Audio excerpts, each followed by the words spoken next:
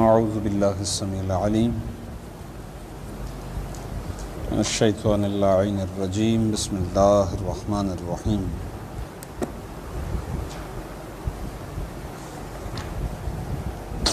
الحمد للہ رب العالمین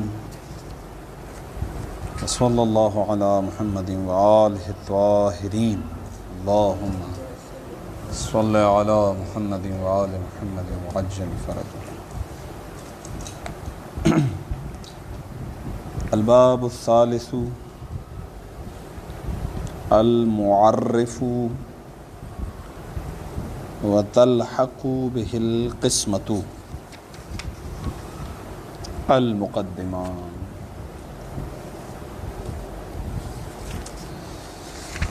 الحمدللہ تعریف کی بحث کے لیے اور معرف کی بحث کے لیے جن دو مقدمات کا سہارا لیا گیا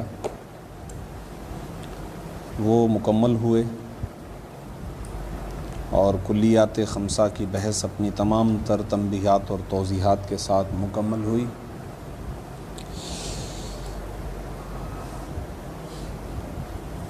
اس کتاب کو چونکہ 7 ابواب میں تقسیم کیا گیا تھا، مباحث الالفاظ کی بحث شروع کرنے سے پہلے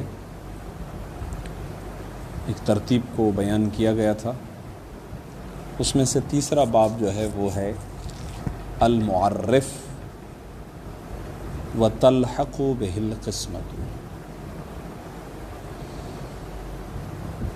منطق کے موضوع کے بارے میں جب ہم نے بحث کی تھی تب کہا تھا کہ معرف اور حجت موضوع علم منطق ہے. یہاں آسان تعریف اور استدلال یہ موضوع علم منطق ہے. بس اگر معرف موضوع علم منطق ہے تو اس کا مطلب یہ ہے کہ اصل موضوع میں ہم آج داخل ہو رہے ہیں. خوب سوال آ سکتا ہے کہ تقریباً 70% جو ہے وہ دروس ہو چکے ہیں اور موضوع اب شروع ہو رہا ہے. تو جواب یہ ہے کہ اسے ہم کل کتاب کی نگاہ سے دیکھیں گے. منطق اول بھی جس کے اندر شامل ہے، منطق ثانی بھی جس کے اندر شامل ہے، اور منطق ثالث بھی شامل ہے. اس اعتبار سے دیکھیں تو ان تینوں کے اعتبار سے بالکل صحیح ہے کہ ابھی تک جو گفتگو تھی وہ مقدماتی گفتگو تھی، اور اب اصل موضوع کا جزء اول، کیونکہ 2 اجزاء پر مشتمل ہو گئے. امکان ہے یہاں پر کہ کوئی یہ سوال کرے کہ آپ کہہ رہے ہیں کہ منطق کا موضوع تعریف اور حجت ہے، یا معرف اور حجت ہے، تعریف و استدلال ہے، تو یہ تو 2 چیزیں ہو گئی، 2 چیزیں، جبکہ ایک علم کا ایک ہی موضوع ہوا کرتا ہے. 2 نہیں ہوتے. اگر 2 ہو جائیں گے تو پھر 2 علم ہو جائیں گے. تو یہاں پر آپ یہ جواب دے سکتے ہیں کہ یہ اسی طرح کا اعتراض ہے کہ جو علم نحو کی تعریف پر بھی اور اس کے موضوع کے بیان کے وقت بھی وارد ہوتا ہے، کہ جب پوچھا جاتا ہے علم نحو کا موضوع کیا ہے، کتاب ہدایہ میں آتا ہے کلمہ و کلام. کلمہ و کلام کہا جاتا ہے تو یہی اعتراض آتا ہے کہ بھئی یہ تو 2 چیزیں ہیں. ایک موضوع، ایک علم ہے تو ایک موضوع ہونا چاہیے، 2 چیزیں نہیں ہونی چاہیے. تو ہم جواب دیتے ہیں کہ کلام کلمے سے خارج نہیں ہے. صحیح ہے. کلمہ اور کلام یہاں پر گویا ایک ہی چیز ہے، کہ وہ کلام بھی موضوع سے الگ کوئی چیز نہیں ہے، بلکہ وہ کلام اسی کلمے سے مل کر وجود میں آتا ہے. بس اسی طریقے سے جب ہم مقام حجت میں یا مقام استدلال میں ہوتے ہیں تو وہ تعریف یا معرف سے خالی نہیں ہے. تعریف یا معرف سے خالی نہیں ہے، بلکہ مقام استدلال اور مقام حجت میں تعریف اور استدلال موجود ہے۔ تو گویا دو چیزیں نہیں ہیں، ایک ہی چیز ہے۔ خوب، یہ ایک چیز۔ اس کے بعد ہم آتے ہیں معرف۔ معرف یعنی وہی تعریف۔ تو ایک تو اصل معرف کی بحث آئے گی، اور اس کے ساتھ ساتھ لگے ہاتھ طریقہ تقسیم، جسے ہم کہتے ہیں القسمت۔ اردو میں ہاں تو ہمارے ہاں لفظ استعمال ہوتا ہے قسمت، اس کا ایک اپنا معنی ہوتا ہے، اگرچہ وہ بھی کسی نہ کسی اعتبار سے اس معنی کے قریب آ سکتا ہے کہ قسمت یعنی حصہ، میرے حصے میں یہ چیز آئی ہے، میری تقسیم کے اندر یہ چیز آئی ہے، تو کہتے ہیں یہ میری قسمت ہے، یعنی میرا حصہ ہے۔ لیکن یہاں پر قسمت یعنی تقسیم بندی۔ طریقہ تقسیم کیا ہوا کرتا ہے؟ تو تلحق بہ القسمت یعنی اسی معرف کی بحث کے ساتھ ملحق ہے قسمت کی بحث۔ خوب، اس معرف کی بحث کے لیے آغا مرحوم مظفر نے پھر ایک مقدمے کا سہارا لیا ہے۔ مقدمہ خوبصورت ہے، اچھا ہے۔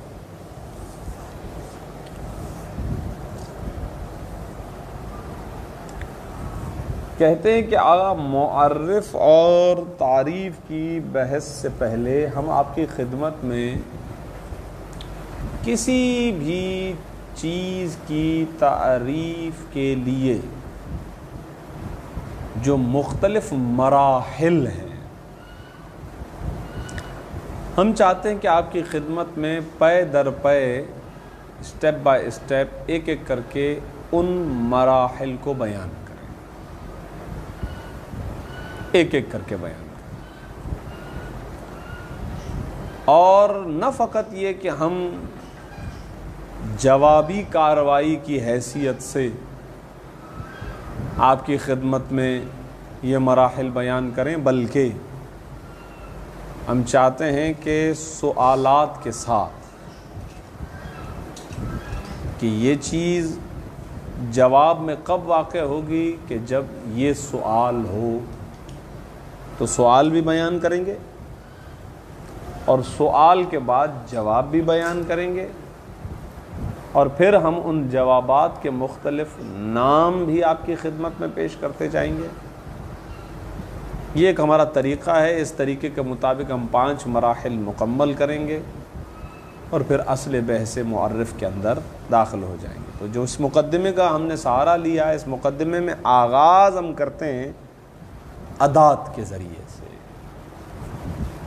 ادات استفہامیہ، وہ حروف کہ جن کے ذریعے سے سوالات کیے جاتے ہیں۔ مناطقہ نے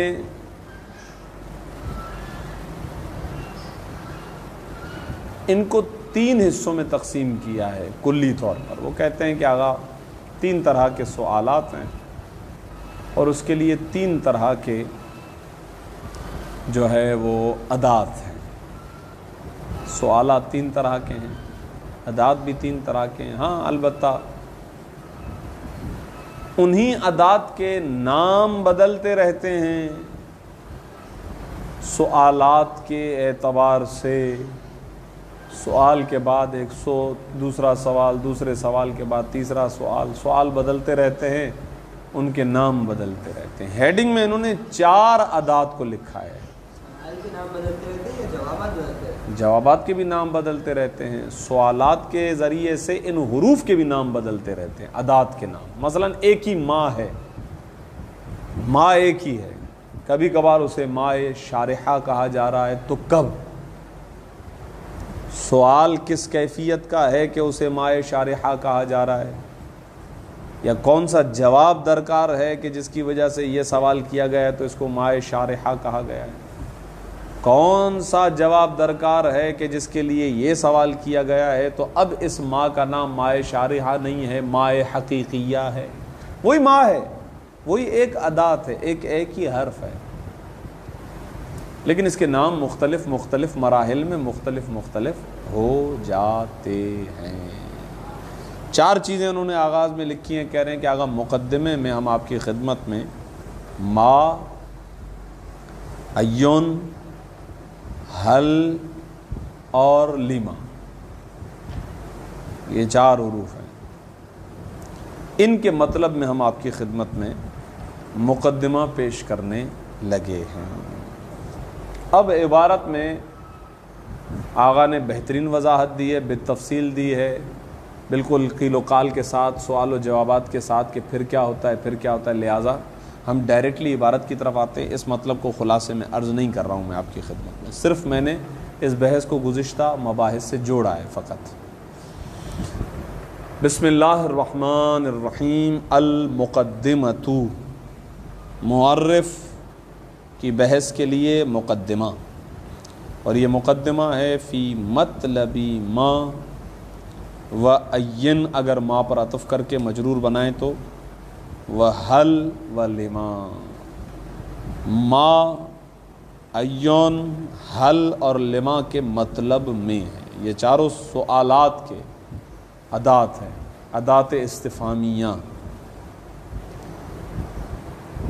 مثال کے ذریعے سے چلیں گے ایک مرحلے میں۔ اذا اعرضت کا لفظۃ من ایت لغت کانت،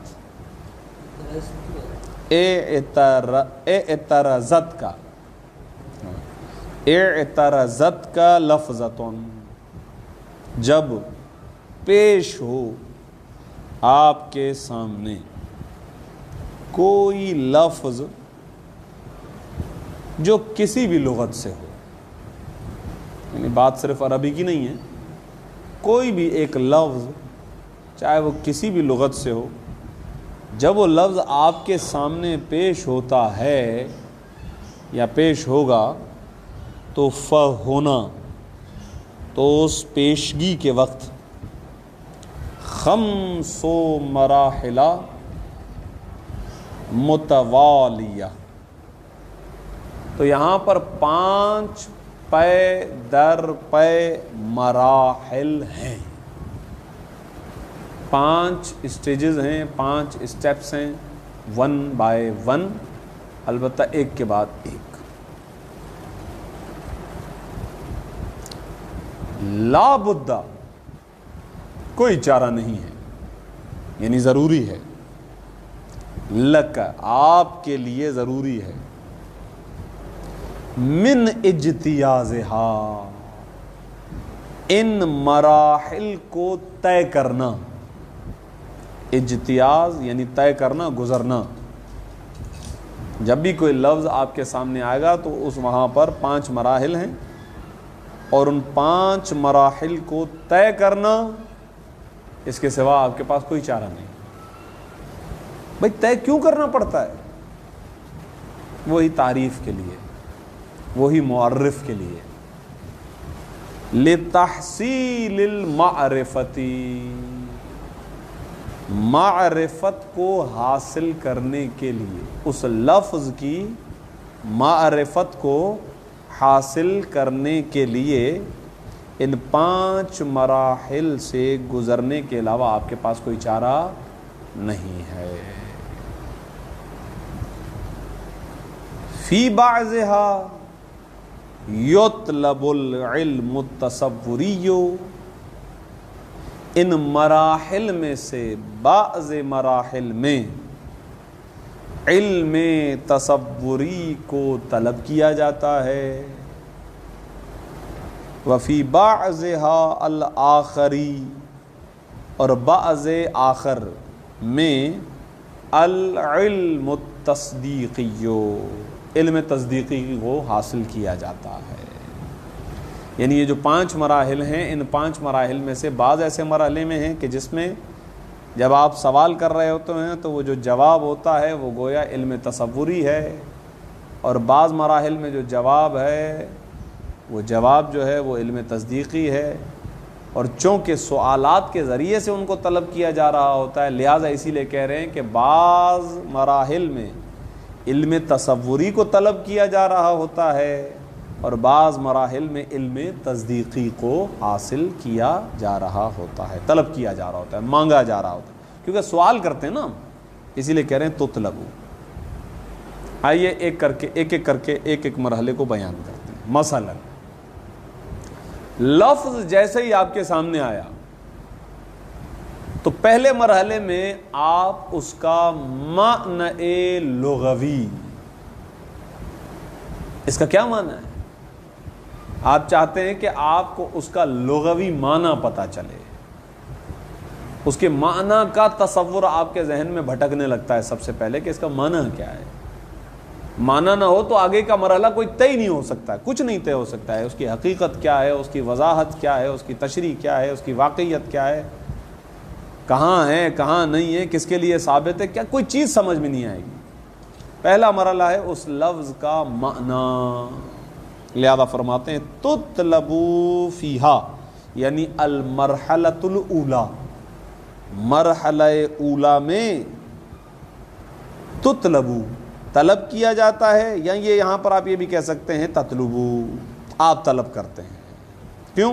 جب آپ کے سامنے کوئی بھی لفظ کسی بھی لغت کا پیش کیا جاتا ہے تو تطلبو، یہ بھی کہہ سکتے ہیں آپ ہی طلب کرتے ہیں، آپ ہی سوال کرتے ہیں۔ فیہا، اس مرحلہ اول کے اندر کیا طلب کرتے ہیں؟ اگر اس کو تطلبو پڑھیں گے تو تصورو، ورنہ تصورا، تصور معنی اللفظی تصوراً اجمالیاً، وہی لفظ جو آپ کے سامنے پیش ہوا ہے اسی لفظ کے معنی کے تصور کو، یعنی معنی کو، اس لفظ کا معنی۔ آگے جو کہا تصوراً اجمالیاً، یہ اشارہ ہے معنی لغوی کی جانب۔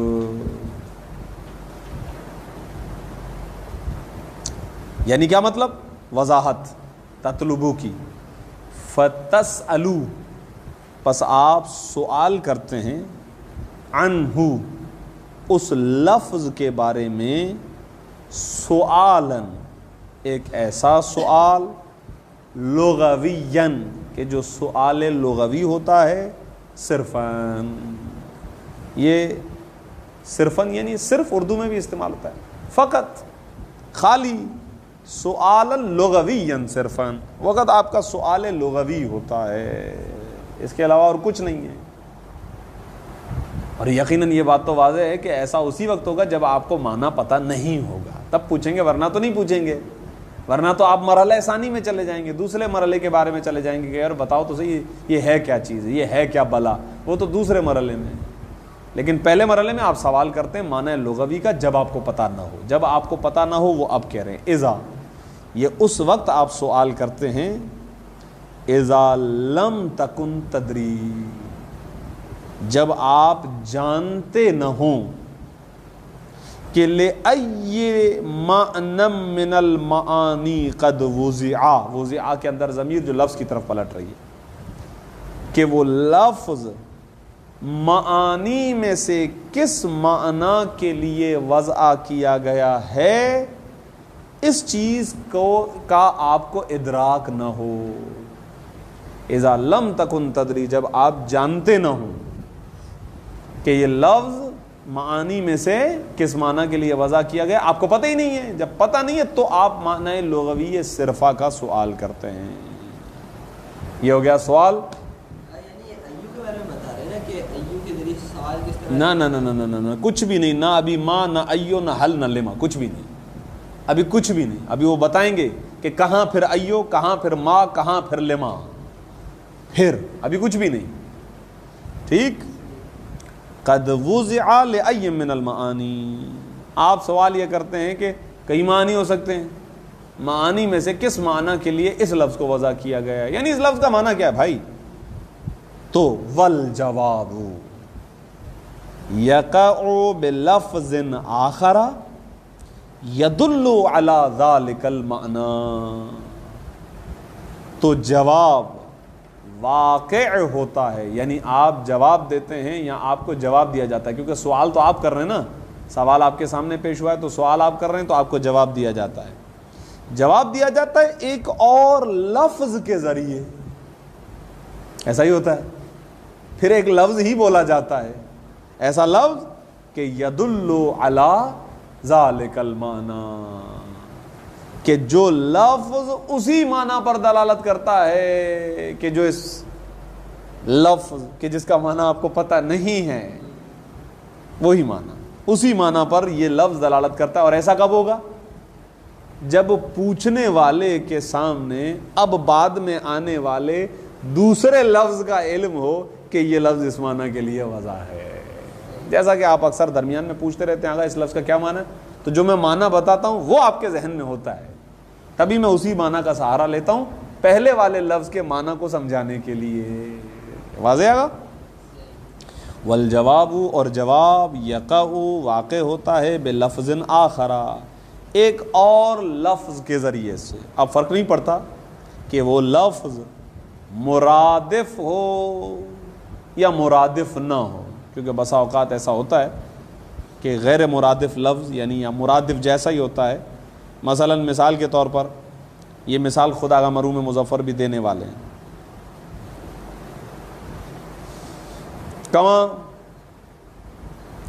اذا سألت، اب یہ جو کہانی پوری بنائی ہے اس کی مثال، جیسا کہ جب آپ سوال کریں گے ان معنی لفظی غضنفر، آپ کے سامنے لفظ آ گیا غضنفر، تو یہ غضنفر کا جو لفظ ہے اس کے معنی کے بارے میں جب آپ سوال کریں گے تو فیجابو، تو آپ کو جواب دیا جائے گا اسدون غضنفرن. صحیح ہے؟ کیوں خیریت؟ خیریت؟ غضنفر، ہاں سفر مورب ہے نا. اچھا، فیجابو اسدون، جواب دیا جائے گا. بھئی اسد کا معنی آپ کے ذہن میں ہے کہ اسد یعنی الحیوان الزائر، صحیح ہے، شیر، صحیح ہے، شیر خود ایک لفظ ہے، ہاں زائر بھی صحیح ہے، صحیح ہے. الحیوان یا حیوان مفترسون یا حیوان الزائر، حیوان زائر. وعن معنی، ایک اور سوال، تو اسد کے ذریعے سے جواب دیا جائے گا غضنفر کے معنی تک پہنچنے کے لیے.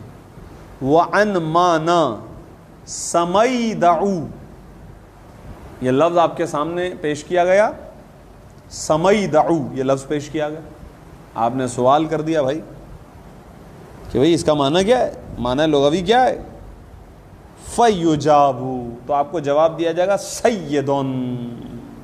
لغت میں جائیں گے تو آپ کو سمیدعو کے کئی معنی ملیں گے، مثلا فیاض، بہت بڑے شخص، سخی شخص کو کہتے ہیں فیاض. بڑا آدمی کوئی ہو، دل کا بڑا ہو، اس کے لیے کہتے ہیں یار یہ سمیدعو ہے.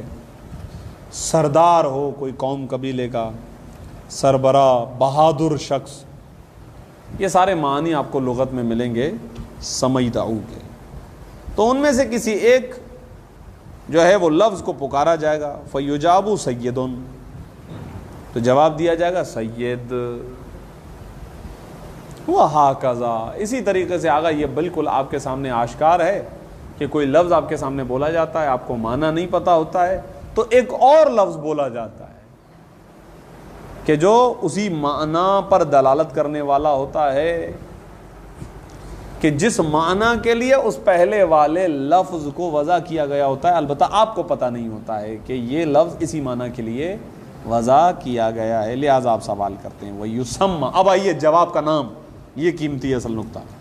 وَيُسَمَّى مِثْلُ هَذَا الْجَوَابِ، اس جواب کی مثل کا نام رکھا گیا ہے التعریف اللفظیہ. معرف کی ساری قسمیں کے لیے مقدمہ بنا رہے، صحیح ہے، تعریف ہے لفظی، صحیح ہے، تعریف لفظی. نام بدلتے جائیں گے، اب تعریف لکھا ہوا آگے نام بدلتے جائیں گے. خوب آگا یہ کون بتائے گا ہمیں، کون بتائے گا، کس کا کام ہے یہ، ٹھیکہ کس کا ہے؟ کہہ رہے ہیں وقوامیس اللغاتی ہی المتعہدۃ بالتعاریف اللفظیتی. کہہ رہے ہیں آگا ڈکشنریز، قوامیس یعنی ڈکشنریز، لغات کی ڈکشنریز، عربی زبان کی الگ ڈکشنری ہے، عربی اردو کی الگ ڈکشنری، فارسی کی الگ ڈکشنری. کہہ رہے ہیں یہ ہر زبان کی جو الگ الگ ڈکشنریز ہیں نا، یہ ڈکشنریز ذمہ لیتی ہیں اس چیز کا، وہ ذمہ دار ہیں اس بات کی کہ وہ آپ کو تعاریف لفظیہ یعنی معانی لغویہ سے روشناس کروائیں. وَإِذَا تَصَوَّرْتَ مَعْنَى اللَّفْظِ إِجْمَالًا. تعریف غیر لفظی ہوتی ہے، اچھا سوال ہے. ظاہر ہے کہ پہلے مرحلے میں لفظی ہوگی، اس کے علاوہ باقی جو بھی مراحل آئیں گے وہ غیر لفظی ہو جائیں گے، کیونکہ اس میں فقط ہم لفظی معنی کی طرف اشارہ ہمارا پوچھنا ہے ہی نہیں، ہم کچھ اور پوچھ رہے ہیں. جب ہم کہتے ہیں کچھ اور پوچھ رہے ہیں تو اس کا مطلب یہ ہو جائے گا غیر لفظی، صحیح ہو جائے گا، ان پر غیر لفظی کا اطلاق آ جائے گا، ہو جائے گا. خوب چلیں بھائی، آپ کے پاس معنی لغوی آ گیا، آپ کے پاس تعریف لفظی آ گئی، یعنی اجمالی طور پر اس لفظ کا معنی آپ کے ذہن میں آ گیا. تو اب آپ ایک اور مرحلے کی طرف بڑھتے ہیں. وَإِذَا تَصَوَّرْتَ مَعْنَى اللَّفْظِ إِجْمَالًا. بس جب آپ تصور کرتے ہیں لفظ کے معنی کو اجمالی طور پر، تو فَزِعَتْ نَفْسُكَ إِلَى الْمَرْحَلَةِ الثَّانِيَةِ. تو پناہ لیتا ہے آپ کا نفس، یعنی چلا جاتا ہے، آگے بڑھتا ہے آپ کا نفس دوسرے مرحلے کی جانب. وہ کیا ہے؟ کب؟ اذ تطلب تصور ماہیت المعنی. دیکھیں یہاں پر لفظ تصور کا استعمال بہت سوچ سمجھ کے کیا گیا ہے. اوپر کیا کہا گیا تھا؟ فی بعضها یطلب العلم التصوری وفی بعضها العلم التصدیقی.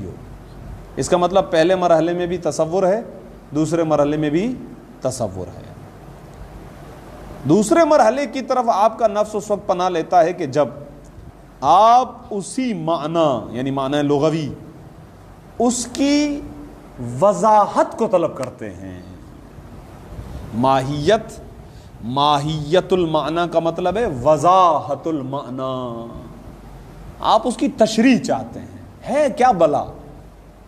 صحیح ہے، جیسا کہ ابھی ہم نے اسد کے نیچے کہہ دیا تھا حیوان مفترس یا حیوان زائر، جو ابھی ہم آپس میں بات کر رہے تھے، اس کی طرف ہم جاتے ہیں دوسرے مرحلے میں. مثلا تو دوسرے مرحلے میں از تطلبو اس لیے کہ آپ طلب کرتے ہیں تصور ماہیت المعنی، معنی کی ماہیت کے تصور کو، یعنی وضاحت معنی کو. بابا اور کھولیں، کیا کہنا چاہ رہے ہیں آپ؟ یعنی تطلبو، آپ طلب کرتے ہیں تفصیلا. یہ تفصیل بالمقابل اجمال آ گیا. اوپر کہہ رہے تھے تصوراً اجمالیاً، اب اسی اجمال کی تفصیل کے بارے میں آپ سوال کرنا چاہتے ہیں. ای تطلبو، آپ طلب کرتے ہیں تفصیل ما، اسی معنی، ما سے مراد وہ معنی جو اوپر آپ کے ذہن میں دے دی گئی ہے، آپ کے حوالے کر دی گئی ہے، وہی معنی لغوی، اسی معنی لغوی کی تفصیل کو طلب کرتے ہیں. دل علیہ الاسم اجمالا، کہ جس معنی پر اسم اجمالی طور پر دلالت کرتا ہے. یہ آپ کیوں کرتے ہیں بھائی؟ یہ طلب کرنے سے آپ کا مقصد کیا ہوتا ہے؟ لتمییزہ، اسی معنی کی تمییز کے لیے، عن غیر ہی، اسی معنی کے غیر سے، فی الذہنی، آپ ذہن کے اندر اس معنی کو باقی دوسرے معانی سے تمییز دینا چاہتے ہیں، الگ کرنا چاہتے ہیں، اسی لیے آپ طلب کر رہے ہوتے ہیں. البتہ یہ تمییز کیسی تمییز؟ تمییزاً تامتاً، آپ چاہتے ہیں کہ ایسی وضاحت میرے سامنے اس معنی کے آ جائے کہ مکمل طریقے سے یہ معنی دوسرے معانی سے میرے ذہن کے اندر الگ ہو جائے، تمییزاً تامتاً، مکمل طریقے سے. تو تامتاً کہا میں نے، مفہوم سمجھیں ابھی فی الحال، لفظوں کی طرف میں متوجہ نہیں تھا، معنی بھی ساتھ ساتھ بتا رہا ہوں نا. فَتَسْأَلُوا عَنْهُ، تو اب آپ کیا کرتے ہیں؟ سوال کرتے ہیں عنہ، اسی معنی کے بارے میں، بِكَلِمَةِ ماں کے ذریعے سے سوال کرتے ہیں. فَتَقُولُوا، صحیح ہے، آپ سوال کرتے ہیں اس طریقے سے، ما ہوا، وہ کیا ہے، وَهَٰذِهِ ماں، یہ والا ماں، تُسَمَّى الشَّارِحَةَ، اس ماں کو نام دیا گیا ہے شارحہ کا نام. کیوں؟ لِأَنَّهَا، اس لیے کہ یہ ماں، یُسْأَلُ بِهَا، اسی ماء شارحہ کے ذریعے سے سوال کیا جاتا ہے، عن شرح معنی اللفظی، لفظ کے معنی کی شرح کا، لفظ شرح کا اضافہ ہو گیا. پہلے والے مرحلے میں ان لفظ المعنی، معنی کے لفظ کے بارے میں سوال تھا، اب اسی لفظ کے معنی کی شرح اور تشریح کے بارے میں سوال ہے. ایک جملہ اور پڑھتا ہوں، والجواب عنہ، اس سوال کا جواب جو ہوتا ہے، یسمى، اس جواب کا نام ہے شرح الاسمی، یا تو اس کو کہتے ہیں شرح اسمی. وبتعبیر آخرہ، ایک اور بھی تعبیر ہے اس کے لیے، اور وہ ہے التعریف الاسمی، تعریف اسمی. پہلا کیا تھا؟ تعریف لفظی، اب کیا ہو گیا؟ تعریف اسمی. صلی اللہ علی محمد و آلہ الطاہرین.